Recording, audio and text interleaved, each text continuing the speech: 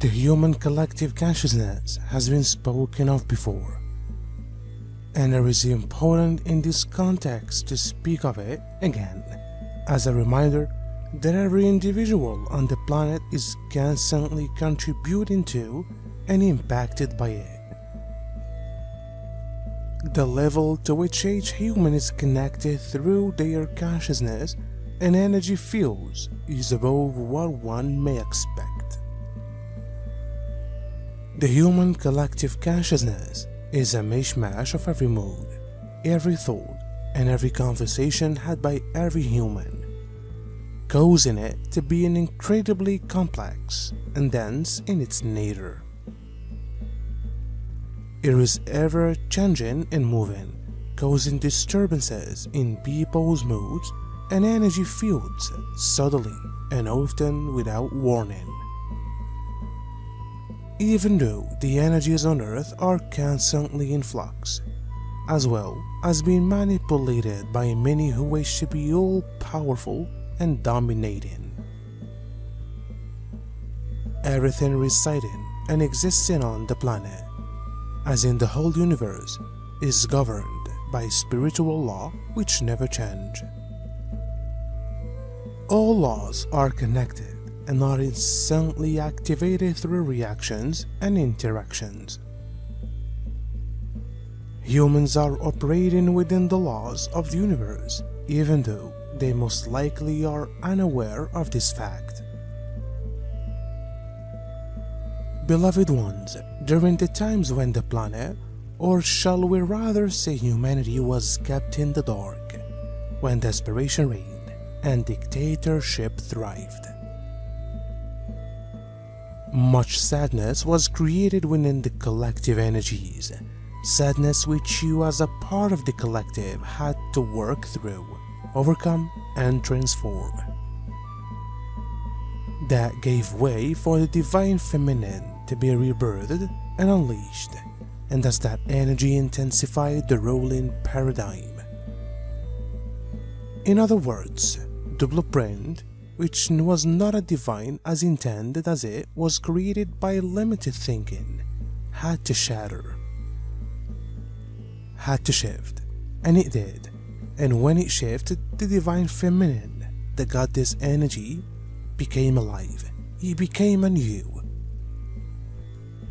Then, in some sort of way, it managed to catapult itself into the opposite when it took on a stance of power and greed, almost to the point of ridiculous, crazy, and insane power, for all of a sudden, the feminine believed that it is now in charge.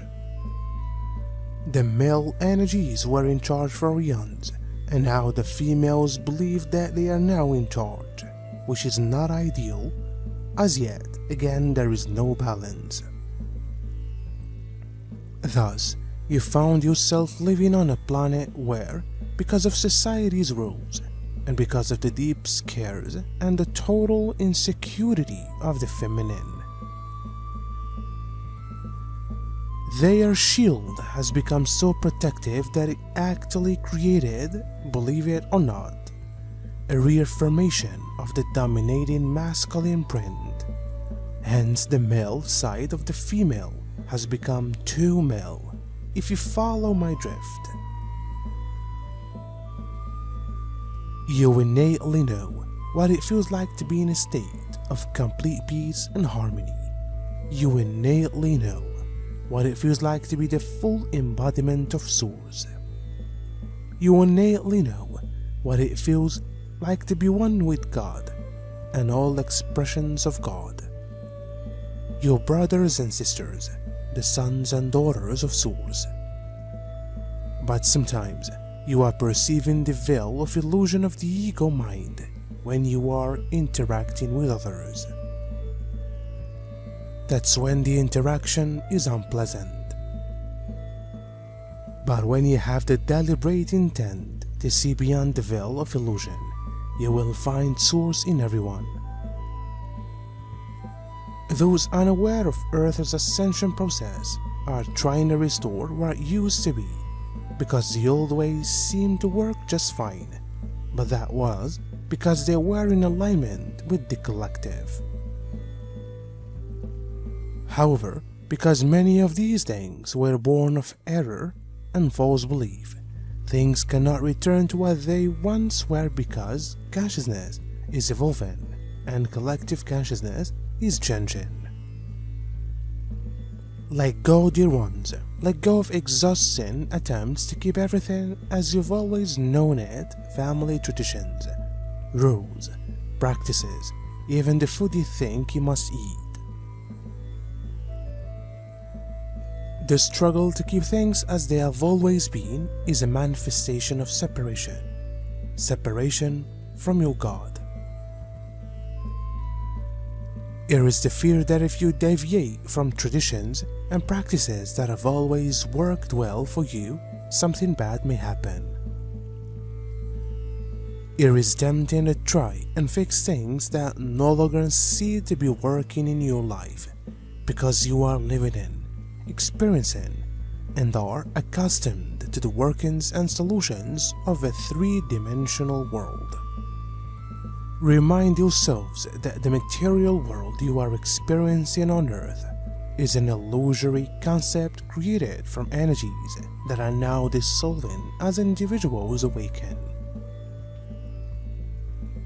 Earth is ascending into frequencies that more closely resemble her true divine nature in spite of appearances and efforts by those who seek to maintain the status quo. There are too many laws to discuss here, with many being complex and interrelated.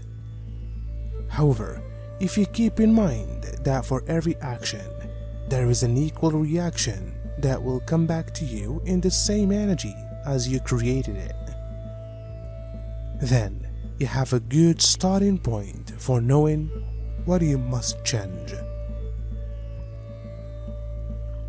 Every thought, belief system, word and action creates in the act energy in which it was made, meaning that if you are in a negative cycle causing things such as financial hardship, relationship issues, poverty, or conflict at work, then you must look at yourself and the energy you are emitting.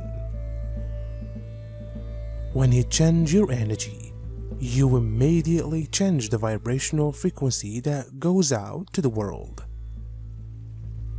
Also, changing the frequency of behavior and level of consciousness that is returned to you, simple speaking, like attracts like.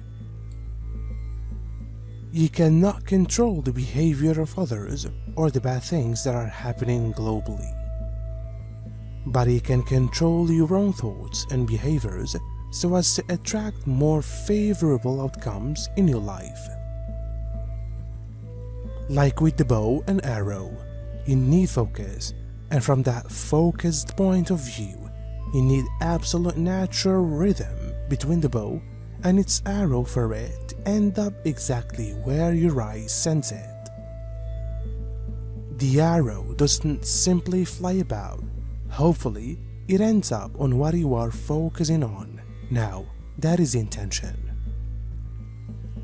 Intention is the power that propels your thoughts, your mind, and your heart into a set direction, to a certain spot or a certain area where you are focusing upon. During the last session, we discussed the essence and importance of love, and that love truly is the beginning and end of everything. Beloved ones, if you have that love and you have the ability to focus that love onto something, then the intention behind it is what drives that into being. Be clear about your intentions. Thus, what your intentions are behind that which you call daily life. What is your intention behind sleep, rest?